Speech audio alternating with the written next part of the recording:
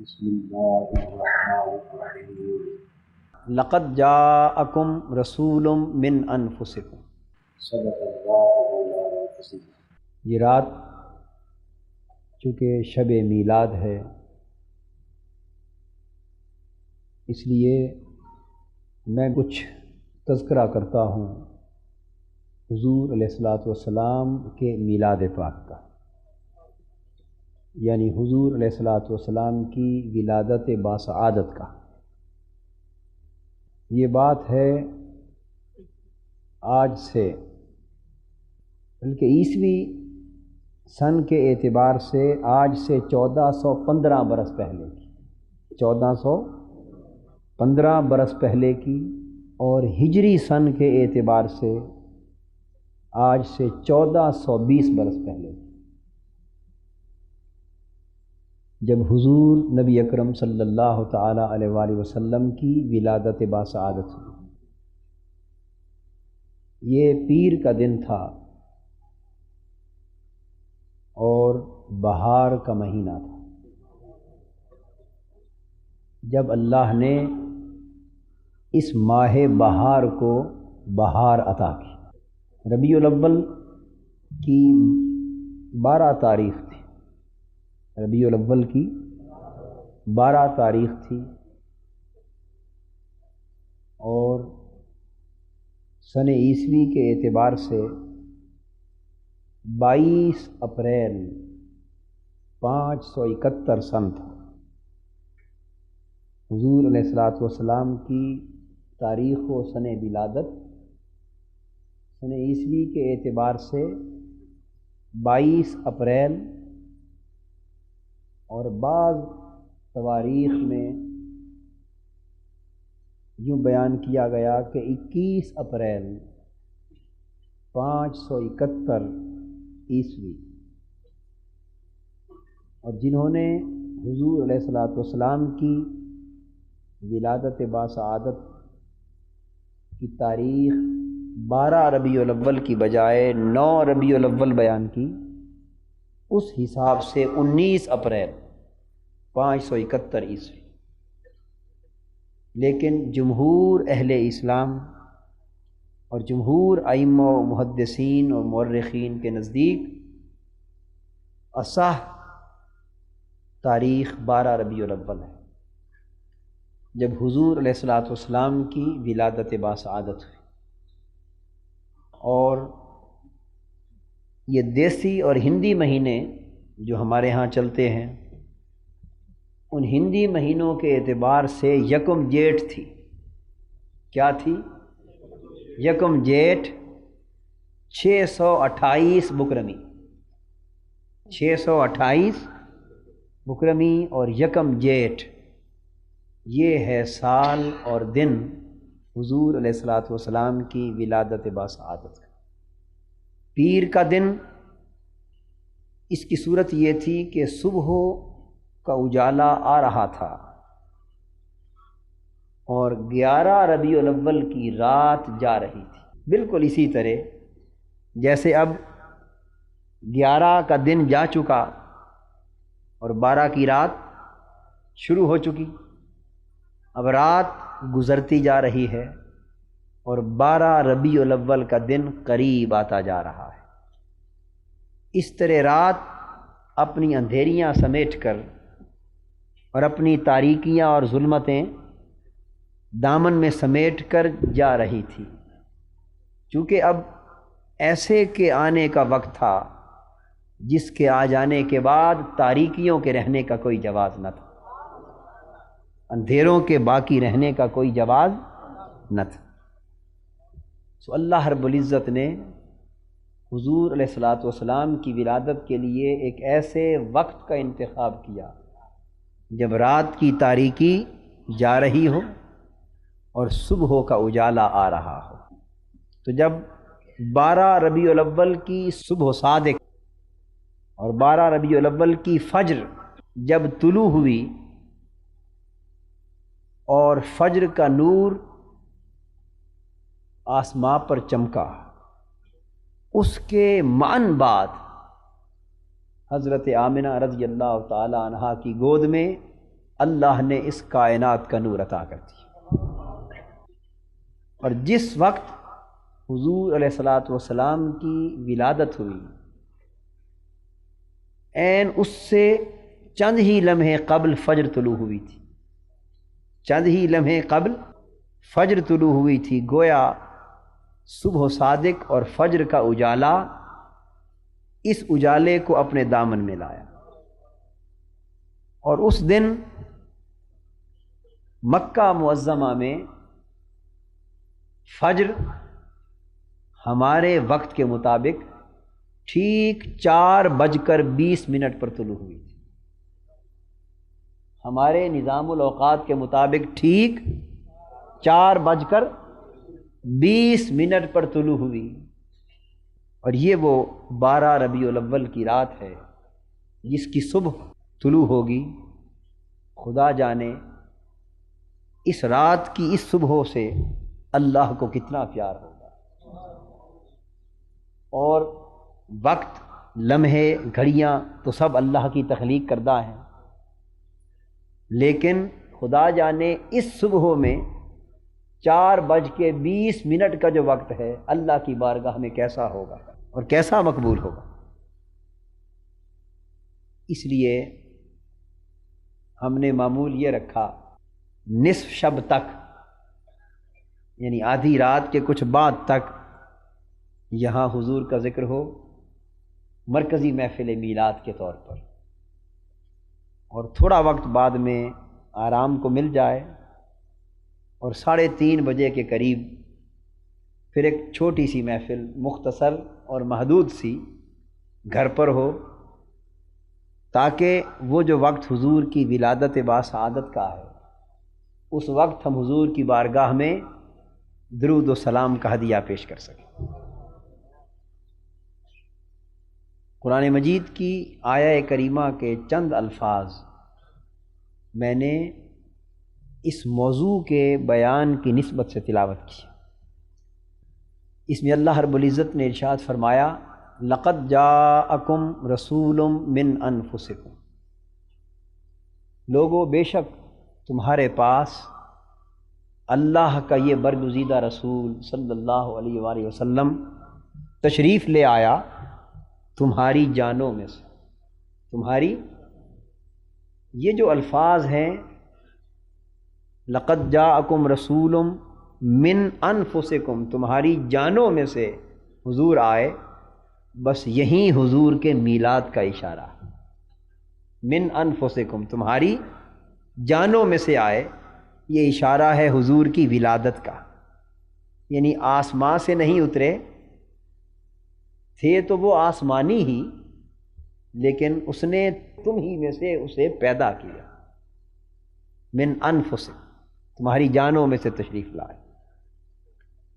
حضرت انس بن مالک رضی اللہ تعالیٰ عنہ روایت فرماتے ہیں کہ حضور علیہ الصلاۃ والسلام نے اس آیت کریمہ کے لفظ انفسکم کو اس طرح بھی پڑھا، لقد جاءکم رسول من انفسکم۔ قرآن مجید میں تو ہے نا انفسکم، فا پر پیش، جس کا معنی ہے کہ یہ رسول تمہاری جانوں میں سے تشریف لا۔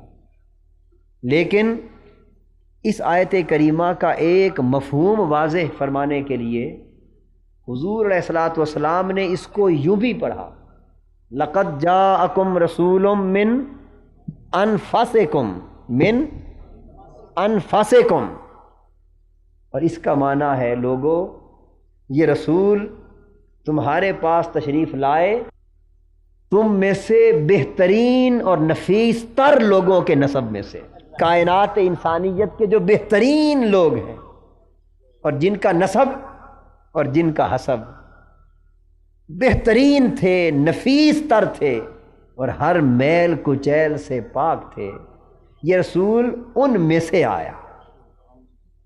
تو اس آیت کریمہ کے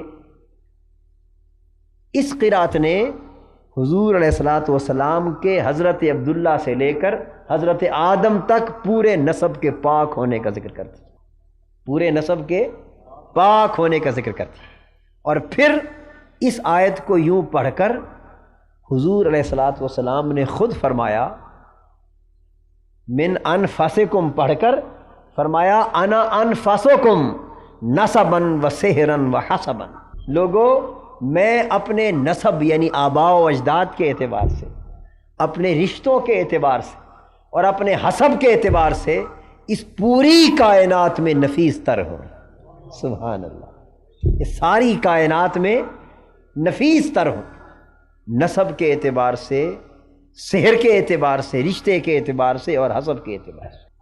تو اس آیت کریمہ سے کیا پتہ چلا کہ اللہ پاک نے آدم علیہ السلام سے لے کر حضرت عبداللہ تک جن جن لوگوں کو حضور علیہ الصلاۃ والسلام کے نور مقدس کا ٹھکانہ بنانے کے لیے اور جن جن پشتوں کو حضور علیہ الصلاۃ والسلام کے نور پاک کو اس میں ٹھہرانے کے لیے چنا، ان پشتوں جیسی کائنات میں کوئی پشت نہ تھی، اور ان انسانوں جیسے دنیا میں کوئی انسان نہ تھے۔ اس لیے کہ ایک قیمتی متاع ہو آپ کے پاس، ہزاروں لاکھوں روپے کا کوئی ہیرا، کوئی زیور، کوئی انتہائی قیمتی متاع ہو، اور آپ کو رکھنے کا کہا جائے تو آپ کسی معمولی سی ڈبیا میں، معمولی سی الماری میں، کسی عام سی جگہ پر رکھتے ہیں؟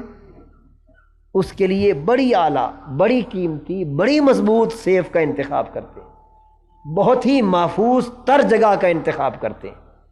یعنی موتی ہیرا جتنا قیمتی ہو، جتنا اعلیٰ ہو، اس کو رکھنے کے لیے خواہ تھوڑی ہی دیر کے لیے ہی کیوں نہ رکھنا ہو، بڑی ہی قیمتی شے کا انتخاب کرتے ہیں۔ اور حضور علیہ الصلاۃ والسلام کے نور سے بڑھ کر اللہ کی ساری کائنات میں کوئی موتی ہوگا؟ اس موتی نور مصطفیٰ سے بڑھ کر اس ساری کائنات میں کوئی قیمتی جوہر ہوگا؟ تو جن پشتوں کو اللہ نے اس نور کے رکھنے کے لیے چنا تھا، اندازہ کر لو کہ وہ پشتیں ہر قسم کے عیب سے کتنی محفوظ ہوں گی اور کتنی پاک ہوں گی اور کتنی اعلیٰ اور عرفہ ہوں گی۔ سو اللہ پاک نے پاک پشتوں کو منتخب کیا تاکہ ان میں میرے محبوب کا نور منتقل ہوتا ہوا آج 12 ربیع الاول کی رات منظر عام پر آ سکے۔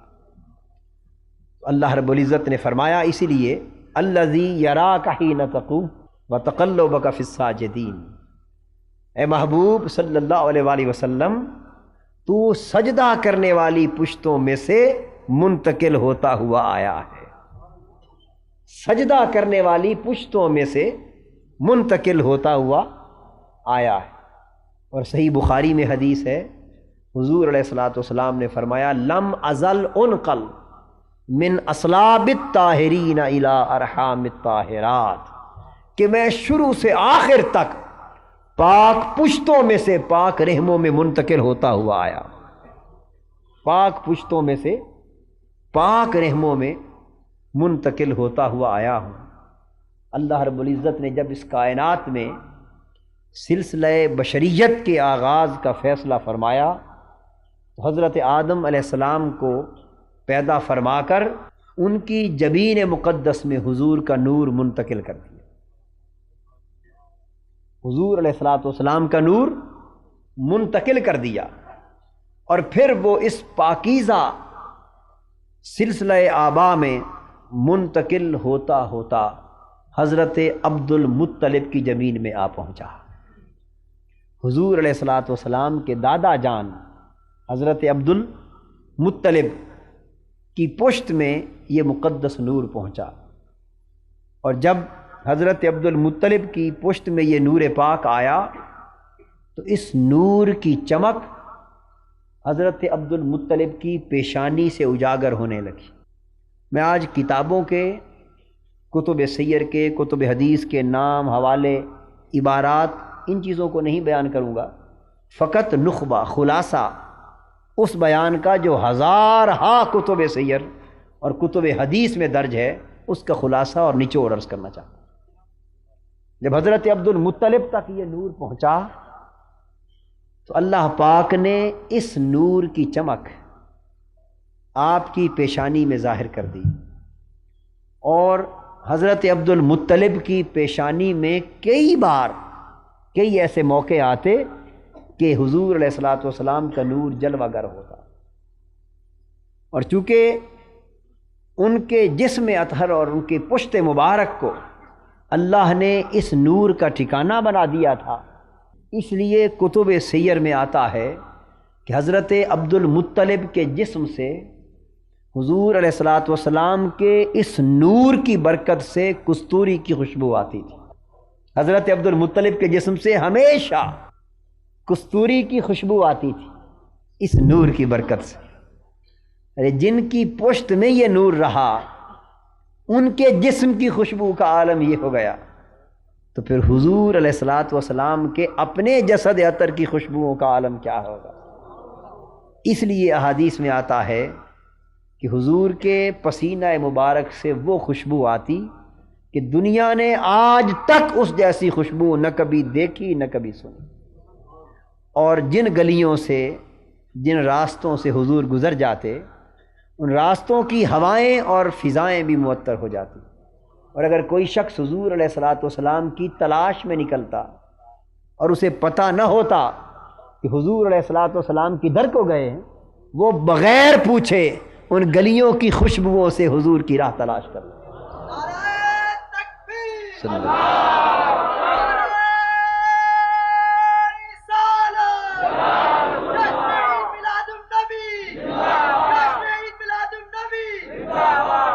عرض کر رہا تھا کہ حضرت عبد المطلب کے جسم سے حضور علیہ الصلوۃ والسلام کے اس نور پاک کی برکت سے کستوری کی خوشبو آتی، اور اس نور کے موجود ہونے کی برکت کا یہ عالم تھا کہ جب کبھی شہر مکہ میں قحط آتا، شہر مکہ میں قحط ہوتا اور بارش ہونا بند ہو جاتی اور فصلیں جلنے لگتی اور ہریالی ختم ہو جاتی اور لوگ پریشان ہو جاتے اور سب کچھ کر بیٹھتے اور بارش نہ ہوتی، تو پھر وہ کیا کرتے، حضرت عبد المطلب کو پکڑ کر ایک پہاڑ تھا جبل صبیر، بہت اونچا پہاڑ، اس پر لے جاتے اور اس پر جا کر کھڑا کرتے، یعنی وہ پہاڑ کی چوٹی سارے ماحول میں ہر جگہ سے بلند، تو ہر کوئی حضرت عبد المطلب کو دیکھ سکتا۔ جب انہیں پہاڑ کی چوٹی پر کھڑا کیا جاتا تو بادلوں کو بھی حیا آ جاتی، پھر قحط دور ہو جاتا، بارش ہوتی اور پورے ملک اور پورے عرب کا سما بدل جاتا۔ تو حضور علیہ الصلوۃ والسلام کے نور کی برکت سے ان کے دادا جان کا وجود بھی قحط کو دور کر دیتا، قحط کو دور کر دیتا۔ اور پھر انہی کا زمانہ تھا کہ یمن کے بادشاہ ابرہہ نے مکہ پر حملہ کیا اور کعبۃ اللہ کو منہدم کرنے کا فیصلہ کیا، اور ایک بہت بڑے طاقتور اور شجاع سفید رنگ کے ہاتھی پر سوار ہو کر اپنے اقتدار اور قوت کے نشے میں چور ہو کر آیا۔ جب وہ شہر مکہ پر حملہ آور ہو گیا، اس نے حضرت عبد المطلب کے اونٹ بھی پکڑ لیے اور لوگوں کی جائیدادیں ہتھیا لیں، اور عرب والوں نے، قریشیوں نے دیکھا کہ اتنے بڑے لشکر کا مقابلہ نہیں کیا جا سکتا۔ وہ حضرت عبد المطلب کے پاس آئے کہ یہی ان کے سردار تھے۔ عرض کیا حضرت اب کیا کریں؟ آپ نے فرمایا کہ آؤ میرے ساتھ مل کر اسی پہاڑ پر چلتے ہیں۔ اس جبل صبیر پر پہنچے جہاں سے وہ قحط دور ہوا کرتا تھا، اور جب اس کی چوٹی پر چڑھے تو کتب سیر میں آتا ہے فاستدار نور رسول اللہ صلی اللہ علیہ وآلہ وسلم فی جبینہ کالہلال، چوٹی پر چڑھے تو حضور علیہ الصلوۃ والسلام کا نور اچانک ان کی جبین میں پہلی رات کے چاند کی طرح چمکا، پہلی رات کے چاند کی طرح چمکا۔ ون اکس شعاعہ علی البیت الحرام، اور اس کی شعاع جو ہر طرف پھیلی اس سے کعبہ اور صحن کعبہ بھی روشن ہو گیا۔ جب حضور علیہ الصلوۃ والسلام کے نور کو پہلی رات کے چاند کی طرح چمکتا ہوا حضرت عبد المطلب نے دیکھا، وہ اتر آئے اور فرمانے لگے لوگوں آؤ گھروں کو واپس لوٹ چلیں، اس لیے کہ قد کفیتم ھذا الامر، اب میرے محبوب کے نور کا چمکنا ہماری حفاظت کے لیے کافی ہو گیا۔ یہ علامت ہے اس بات کی کہ اب دنیا کی کوئی طاقت تمہیں نقصان نہیں پہنچا سکتی، دنیا کی کوئی قوت تمہیں ضرر نہیں پہنچا سکتی، کہ جو نور چمکا ہے وہی اپنے کعبے کی حفاظت کر لے گا۔ جو نور چمکا ہے وہی اپنے کعبے کی، اپنے گھر کی حفاظت کر لے گا۔ سو لوگ لوٹ آئے اس اعتماد پر، تو ابرہہ نے حضرت عبد المطلب کو بلا بھیجا اور کہا کہ آ کے میری بات تو سنیں۔ حضرت عبد المطلب اس سے مذاکرات کے لیے تشریف لے گئے۔ جب ابرہہ کے پاس پہنچے تو آپ کے چہرے پر اور اس ہلال کی طرح چمکتے ہوئے نور محمدی پر صلی اللہ علیہ وسلم، اس پر ابرہہ کی یہ پہلی نگاہ پڑی۔ اس کی جو پہلی نگاہ پڑی اس نور پر، کتب سیر اور کتب حدیث میں آتا ہے کہ وہ غش کھا کر گر گیا، وہیں غش کھا کر گر گیا اور بے ہوش ہو گیا اور مچھلی کی طرح تڑپنے لگا۔ دیر کے بعد جب اسے ہوش آیا اور وہ سنبھلا تو اس نے پھر اس نور کو دیکھا اور پھر رہا نہ گیا، پھر حضرت عبد المطلب کے قدموں میں سجدے میں گر گیا، سجدے میں گر گیا۔ اور ادھر اس کے سفید ہاتھی نے جو اس نور کو دیکھا وہ بھی اپنے مالک کی طرح سجدے میں گر پڑا، اور ان کی زبان سے یہ آواز آئی، السلام علی النور الذی فی ظہرک یا عبد المطلب، اے عبد المطلب جو نور تیری پیشانی پہ چمک رہا ہے اس نور پر سلام ہو۔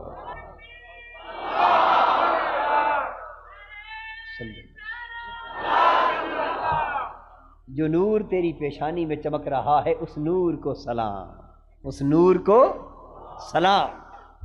یہ کہہ کر ہاتھی بھی مالک بھی دونوں سجدے میں گر گئے۔ اور پھر کیا تھا، اونٹ واپس ہو گئے، اور جب کعبہ پر حملہ کیا اس نے، حضرت عبد المطلب اور ان کی قوم، ان کے ساتھ جھگڑا کرنے سے تو توبہ کر لی، اب اس نے چاہا کہ چلو کعبے پر قبضہ کر لوں کہ یہاں کم سے کم میری سلطنت تو قائم ہو جائے۔ جب ادھر حملہ آور ہوا تو سورہ فیل نے تفصیل بیان کر دی، وہ ابابیل آ گئے، اور میں سمجھتا ہوں کہ وہ ابابیل بھی، ان کا آنا بھی اسی ہی نور کا پرتو، اسی نور کا پرتو تھا جس کی ایک چمک پہلے کعبہ کو روشن کر چکی۔ تو حضرت عبد المطلب کی زندگی میں حضور علیہ الصلوۃ والسلام کے نور کی بہت سی برکتیں ظاہر ہوتی، اور دنیا کو معلوم تھا کہ یہ شخص کوئی منفرد شخص ہے، یگانہ شخص ہے، اور اس کی پیشانی کا نور وہ نور ہے جس نے آ کر ساری کائنات کے اندھیروں کو اجالے سے بدلنا۔ دنیا جان گئی تھی، دنیا جان گئی تھی۔ سو حضرت عبد المطلب کی شادی ہوئی تو حضرت فاطمہ سے، وہ حضور علیہ الصلوۃ والسلام کی دادی جان ہے، تو ان کے بطن سے حضرت عبداللہ ہوئے، ان کے بطن مبارک سے حضرت عبداللہ ہوئے۔ ان کے بھی کئی بھائی تھے۔ پھر حضرت عبداللہ کی پیشانی میں حضور کا نور چمکنے لگا، اور جن پیشانیوں میں یہ نور چمکتا تھا، بھلا اب یہ نور ان پیشانیوں کو بتوں کے سامنے کیسے جھکنے دیتا؟ ذرا سوچئے تو صحیح۔ لوگ کہتے ہیں کہ حضور کے والدین یا آباء و اجداد معاذ اللہ کافر تھے، استغفر اللہ، معاذ اللہ مشرک تھے، مومن نہ تھے، لیکن سوچنے کی بات ہے، ارے جن پیشانیوں میں یہ نور چمکتا تھا وہ پیشانیاں کس طرح بتوں کے سامنے جھکتی؟ وہ جھکنے کا امکان تھا؟ جس نور کو دیکھ کر کافر سجدے میں گر پڑے، وہ پیشانی بتوں کے سامنے کس طرح جھک سکتی؟ حضرت عبداللہ کی پیشانی میں بھی یہ نور چمکنے لگا، اور وہ برکتیں آپ کی زندگی میں بھی ظاہر ہونے لگیں، وہ برکتیں آپ کی حیات طیبہ میں بھی ظاہر ہونے لگیں۔ اور نوبت یہ ہوئی کہ حضرت عبداللہ اس دور کے حسین ترین فرد شمار ہونے لگے۔ وہ حسن کیا تھا؟ خوش نصیب ہے وہ باپ، یہ حسن ان کا نہ تھا، یہ حسن تو اس نور کا تھا جس نور نے ساری کائنات کو حسن اور جمال عطا کر رکھا۔ چنانچہ حضرت عبداللہ جب ان کے عوض 100 اونٹوں کا فدیہ دیا گیا، یہ اس سفر سے لوٹ رہے تھے اپنے والد حضرت عبد المطلب کے ساتھ، اور ان کی شادی ابھی نہ ہوئی تھی۔ سفر سے لوٹے تو راستے میں فاطمہ نامی ایک یہودی عورت ملی، وہ پرانی کتابوں کی بہت بڑی عالمہ فاضلہ اور بڑی عبادت گزار عورت تھی، اور اس نے اہل کتاب کی تمام کتابوں اور صحیفوں کو پڑھ کر یہ جان رکھا تھا کہ یہ وہ زمانہ ہے جس میں نبی آخر الزماں کا ظہور ہوگا صلی اللہ علیہ وسلم۔ اس کی نظر سفر کے دوران اچانک جو حضرت عبداللہ کے چہرے پر پڑی وہ وارفتہ ہو گئی، اور وہیں کھڑے اس نے درخواست کی حضرت عبداللہ سے کہ میں آپ سے شادی کرنا چاہتی ہوں، اور خواہش کیا تھی کہ وہ نور میری گود میں آ، وہ نور میری گود میں آ۔ درخواست کی، حضرت عبداللہ چلے گئے، درخواست سن کر جواب نہ دیا، کچھ مہلت چاہی۔ حضرت عبد المطلب سے ذکر کیا، انہوں نے اس قبیلے کی سب سے بڑی نیک عبادت گزار متقی زاہدہ سخی، جس کی شہرت تقویٰ کی اور جس کی عصمت و تقدس کی شہرت اطراف و اکناف عالم میں تھی، اس خاتون سے کر دی، اور اس کا نام تھا حضرت آمنہ۔ حضرت آمنہ ان سے شادی کر دی، اور شیب ابی طالب میں وہ مکان تھا جس میں حضرت عبداللہ رہے، اور وہ نور حضرت آمنہ کی گود میں منتقل ہو گیا، حضرت آمنہ کی گود میں منتقل ہو گیا۔ پھر اپنے والد ماجد کے ہمراہ حضرت عبداللہ وہیں سفر پر گئے، وہاں سے گزرے، وہ خاتون ابھی تک آپ کی منتظر تھی۔ جب ان کے پاس سے آپ کا گزر ہوا، آپ نے اسے دیکھا، اس خاتون نے ایک نگاہ جو اٹھا کر حضرت عبداللہ کے چہرے کو تکا، پھر آنکھیں نیچی کر لی اور خاموش ہو گئی۔ اس درخواست کو پھر دہرایا نہیں۔ حضرت عبداللہ نے پوچھا، ما لک لا تعرضین علی اليوم، آج تجھے کیا ہے؟ اس دن نکاح کی درخواست کرتی تھی، اب میں آیا ہوں، اب مجھ سے تذکرہ بھی نہیں کرتی، اب ذکر ہی نہیں کرتی، کیا وجہ ہے؟ تو نے آنکھیں پھیر لی، ارادہ بدل گیا، خیال بدل گیا، تیرا فیصلہ بدل گیا، اس کی وجہ کیا ہے؟ اس نے جواب دیا، فارقک النور الذی کان معک فمالی اليوم بک حاجہ۔ اے عبداللہ، جس نور کو دیکھ کر میں وارفتہ ہوئی تھی، آج وہ نور تیرے اندر نظر نہیں آتا۔ وہ نور کوئی خوش نصیب گود لے گئی، کوئی خوش نصیب گود لے گئی۔ عبداللہ، مجھے تجھ سے کوئی سروکار نہ تھا، میں تو اپنی گود کو اس نور سے متبرک کرنا چاہتی تھی، آج وہ نور تیری پیشانی میں نہیں ہے۔ وہ خوش نصیب جس کے نصیب میں تھا وہ نور لے گئی، مجھے تجھ سے کیا سروکار، سب مجھے کوئی حاجت نہیں۔ حضرت آمنہ رضی اللہ تعالی عنہ کے بطن مبارک میں اللہ پاک نے وہ نور منتقل کر دیا، اور جو ہی وہ نور منتقل ہوا، اسی لمحے سے ملک عرب میں عجائبات کا ظہور شروع ہو گیا۔ حضرت آمنہ کی زندگی میں عجب ظہور شروع ہو گیا، عجائبات کا، ارہاسات کا، عجب برکات کا، اور عجیب عجیب احوال اللہ کی رحمتوں کے ظاہر ہونے لگے، اللہ کے لطف و کرم کے ظاہر ہونے لگے، اس کے انعامات و احسانات کے عجیب عجیب نظارے دنیا دیکھنے لگی۔ لیکن اس وقت کسی کو خبر نہ تھی کہ یہ ساری برکتیں ہر سو اطراف و اکناف عالم میں کس سبب سے ہیں۔ لیکن کچھ یہودی، کچھ اہل کتاب عالم جانتے تھے ان احوال کو دیکھ کر کہ یہ نبی آخر الزماں کی ولادت کا دور ہے۔ سو بہت سے لوگ مکہ میں آ کر ٹک گئے تھے، انہوں نے اپنی پرانی کتابوں کو پڑھا، حضور علیہ الصلوۃ والسلام کی ولادت باسعادت کی نشانیاں دیکھی، حضور کے میلاد کے زمانے کے احوال پڑھے، اور ان علامتوں نشانیوں کو پہچانتے ہوئے وہ شہر مکہ میں آ کر ٹک گئے اور انتظار کرنے لگے اس وقت کا جب نبی آخر الزمان کا نور اس دنیا میں جلوہ گر ہونے والا تھا، چنانچہ انتظار ہونے لگا مخلوق کو۔ اللہ رب العزت نے جب حضور علیہ الصلوۃ والسلام کی ولادت کے وقت کا انتخاب فرمایا، وہ زمانہ جو گزرا، حضرت آمنہ کہتی ہیں کہ میں نے اس زمانے میں کیا کچھ دیکھا وہ بیان کرنے کے قابل نہیں۔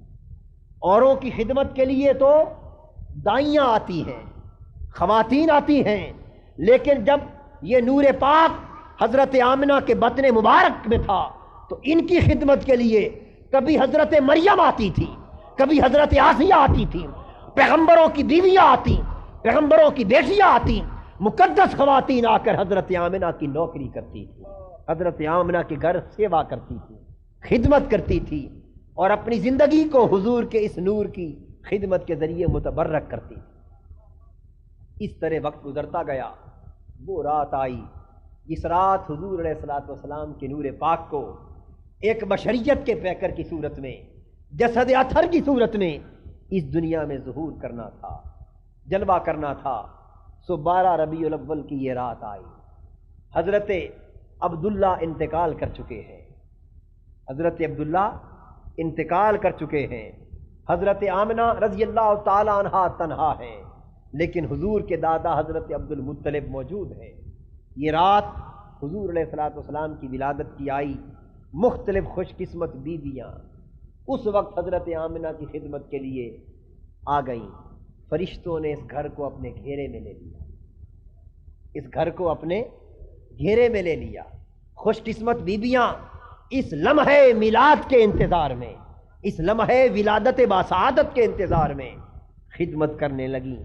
اچانک وہ وقت قریب آیا جس وقت نور ازلی، اللہ رب العزت کا نور اس کائنات میں، نور حق ایک مجسم جسد کا پیکر بن کر حضرت آمنہ کی گود میں آنے والا تھا۔ حضرت آمنہ دیکھتی ہیں کہ میں نے اچانک نظر دوڑائی کہ میرے ہاں تولد کا وقت قریب آیا۔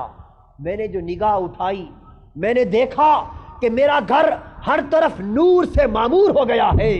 سارے گھر میں ایک ہر طرف کوئی چراغ نہیں، کوئی دیا نہیں جو جل رہا ہو، وہی گھر جس میں چند لمحے پہلے کچھ اندھیرا نظر آ رہا تھا، اس گھر میں ہر سو اجالا ہی اجالا ہو گیا۔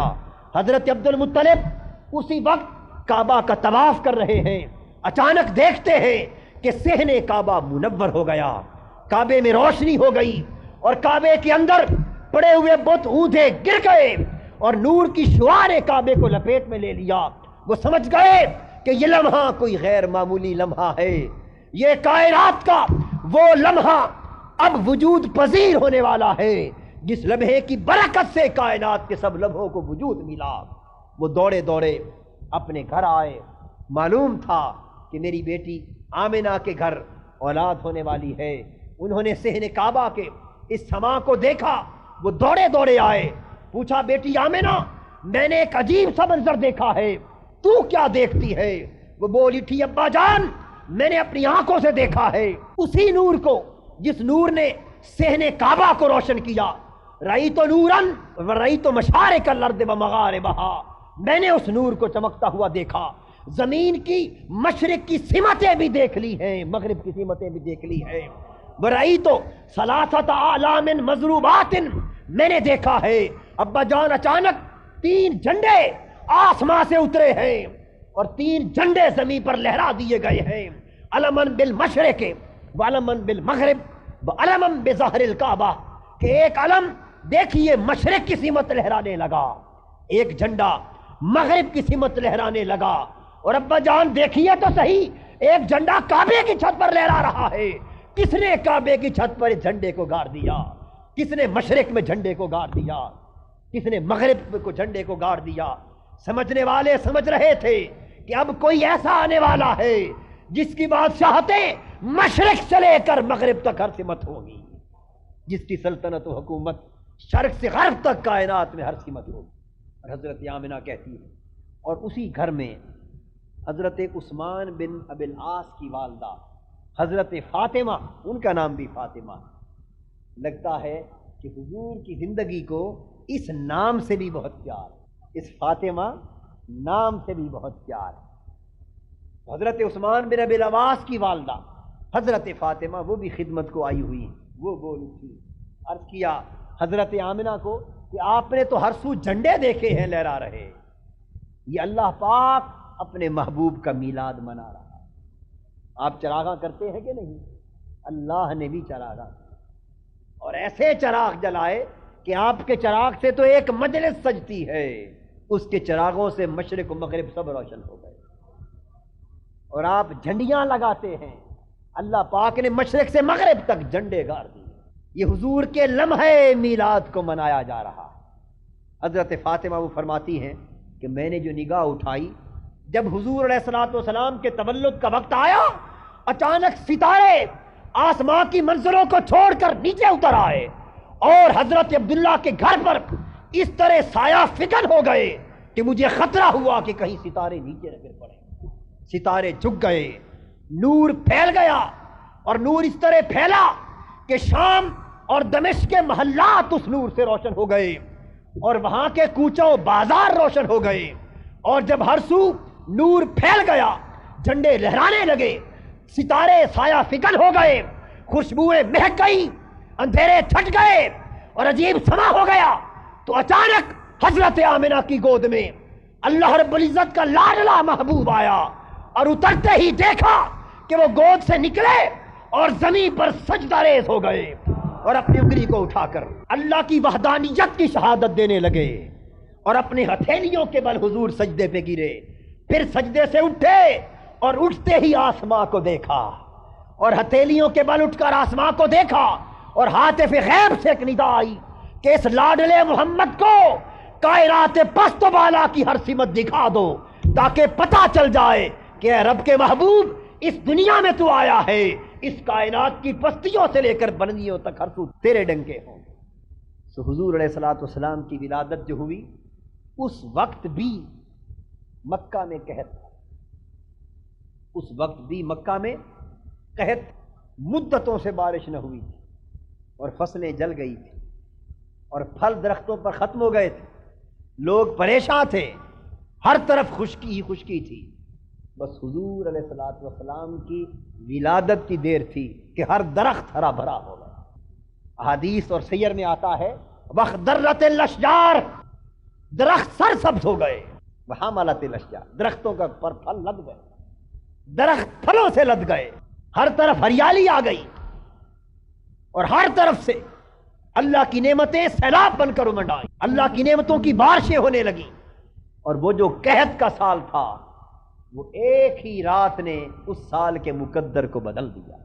وَسُمِّيَتْ تِلْكَ السَّنَةُ سَنَةُ الْفَتْحِ وَالْإِبْتِهَاجِ، وہ جو قحط کا سال تھا، تاریخ عرب میں ایک ہی رات سے اس کا نام فراخی کا سال ہو گیا، ایک ہی رات نے اس سال کے مقدر کو بدل ڈالا، اور اللہ پاک نے اس محبوب کی ولادت کی خوشی میں اس پورے سال میں مکہ میں جتنی عورتیں امید سے تھی سب کو بیٹے عطا کی، سب کو بیٹے عطا کی، کہا میرا محمد آیا ہے، اس کی برکت سے تم سب نعمتیں لے جاؤ، سب نعمتیں لے جاؤ۔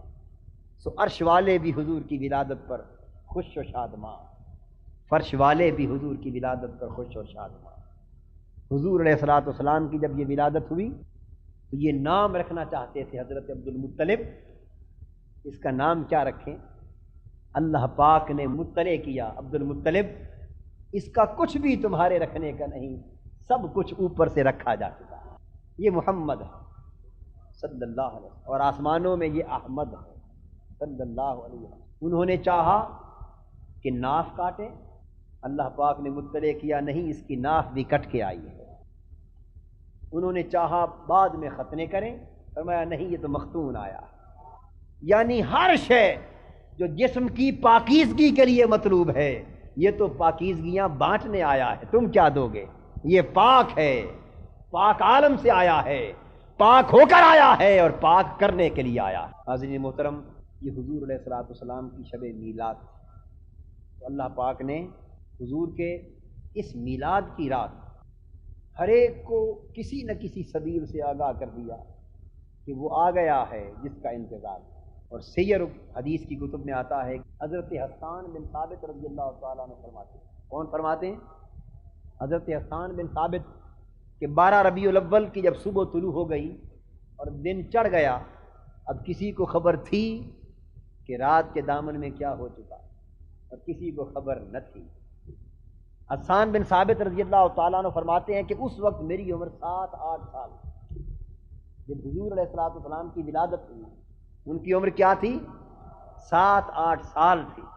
کہتے ہیں 12 ربیع الاول کی صبح میں گلی سے گزر رہا تھا کہ ایک یہودی کھڑا تھا، وہ بہت بڑا عالم یہودی جو اسی انتظار میں آ کر شہر مکہ میں ٹکا تھا، وہ چلا رہا تھا، شور مچا رہا تھا، اور مکہ کے لوگ اس کے ارد گرد جمع تھے، اور وہ پوچھ رہا تھا مکہ والوں بتاؤ کہ آج رات کسی کے گھر کوئی بیٹا تو نہیں پیدا ہوا؟ پوچھ رہا تھا آج رات کسی کے گھر کوئی بیٹا تو نہیں پیدا ہوا؟ لوگ بھاگ پڑے، دوڑ پڑے۔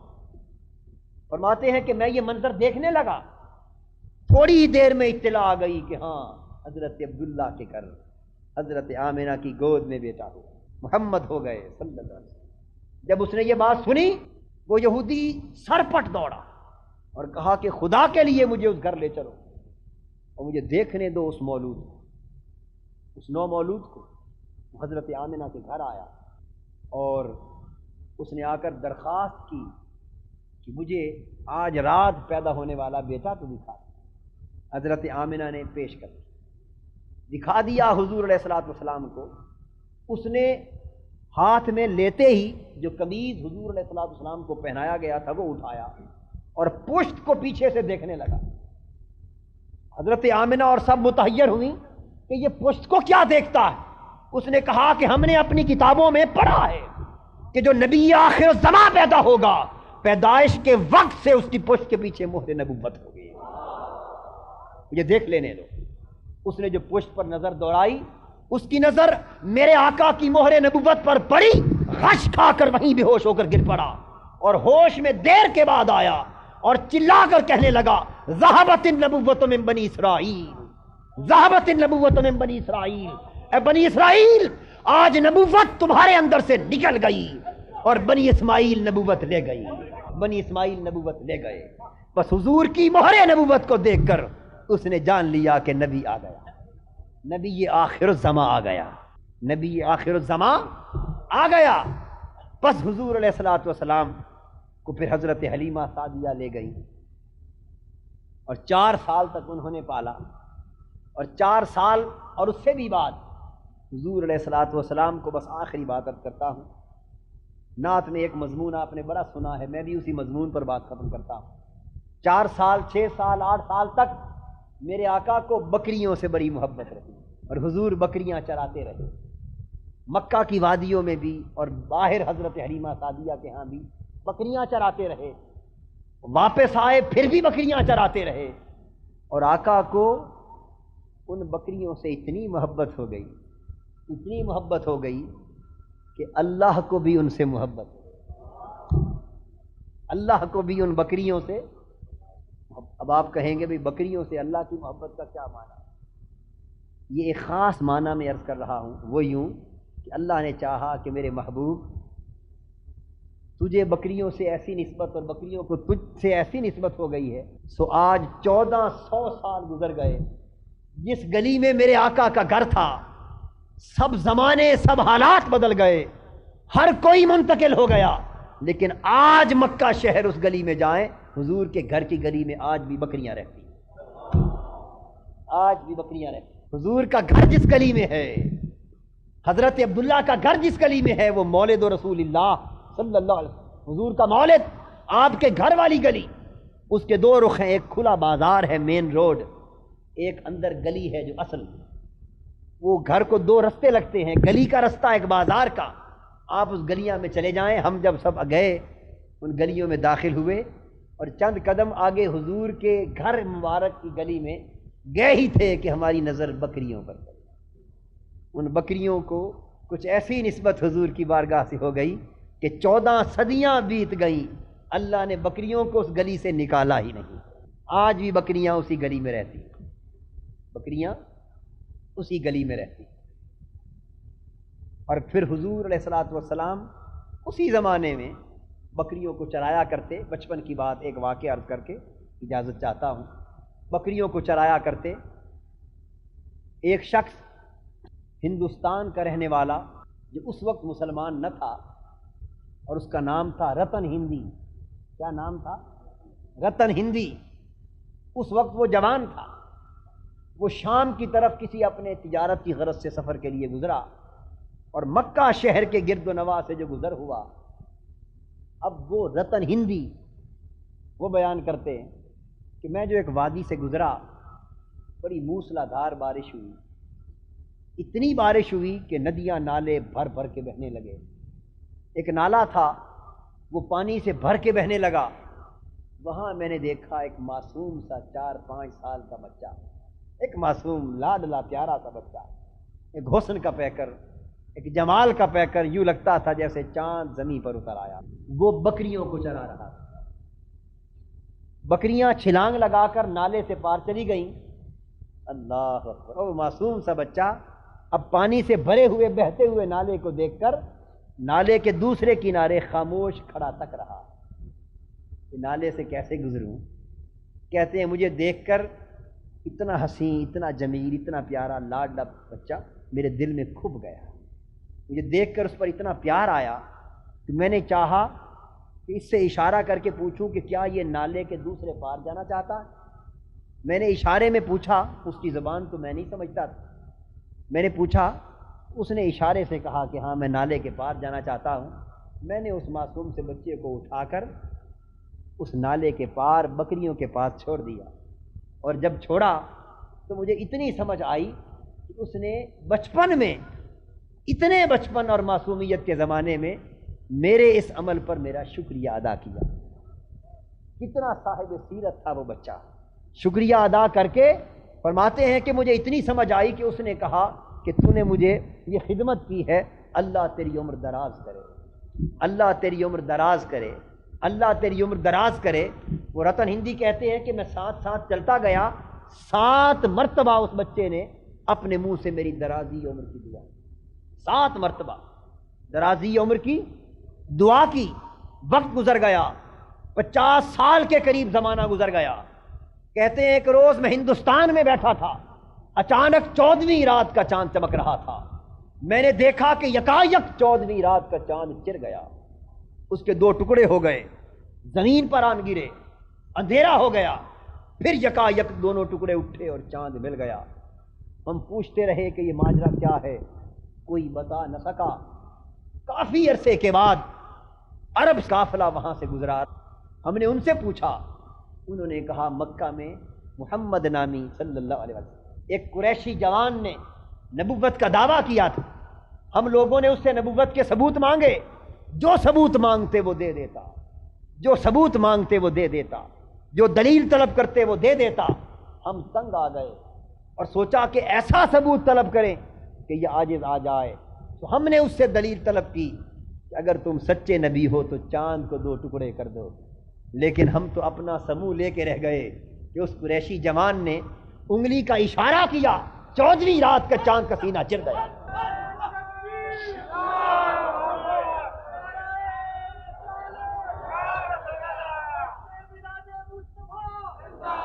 اس کی ایک انگلی کے اشارے سے چاند چر گیا، پھر اس نے اشارہ کیا، پھر چاند کے ٹکڑے مل گئے۔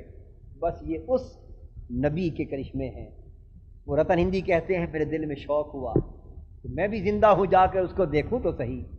کچھ دنوں کے بعد منصوبہ بنایا اور ہم مکہ پہنچے، سفر طویل ہندوستان سے چل کر مکہ پہنچے۔ وہاں جو جا کر پوچھا کہ وہ نبی محمد صلی اللہ علیہ وسلم جس نے چاند ٹکڑے کیا ہے وہ کہاں ہے، ہم اس کو دیکھنا چاہتے ہیں۔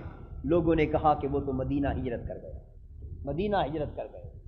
پھر میں مدینہ پہنچا، شہر مدینہ آ کر میں نے لوگوں سے دریافت کیا کہ میں اس نبی سے ملنا چاہتا ہوں جو انگلی سے چاند کو ٹکڑے کرتا ہے، کہاں ملے گا؟ لوگوں نے کہا جاؤ، وہ مسجد میں اپنے صحابیوں اور غلاموں کے ساتھ چٹائی پر بیٹھا ہوگا۔ سو میں جو مسجد میں پہنچا اور چٹائی پر پہنچا تو میں نے دیکھا، اور دوڑتے ہی میں اپنے سامنے ان کے حسن کا پھر گرفتار ہوا اور جا کر کہا کہ میں ہندوستان سے آیا ہوں، آپ کو دیکھنے کے لیے آیا ہوں۔ آپ نے نبوت کا دعویٰ کیا ہے؟ حضور نے فرمایا ہاں دعویٰ کیا ہے۔ آپ مجھے کوئی معجزہ دکھا دیں، کوئی دلیل مجھے بھی بتا دیں تاکہ میں بھی آپ کی نبوت کو مان لوں۔ سو وہ قریشی جوان بولا کہ اے رتن ہندی، تیرے لیے وہی دلیل کافی نہیں جو میں بچپن میں تھا تو نے کندھوں پر اٹھا کر نالا مجھے گزار دیا۔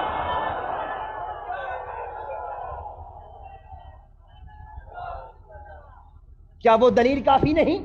اور اس پر مزید دلیل چاہتا ہے تو جا، میں نے 7 مرتبہ تیری عمر کی درازی کی دعا تھی، ہر دعا سے 100 برس ملیں گے اور تو 700 برس تیری عمر ہوگی۔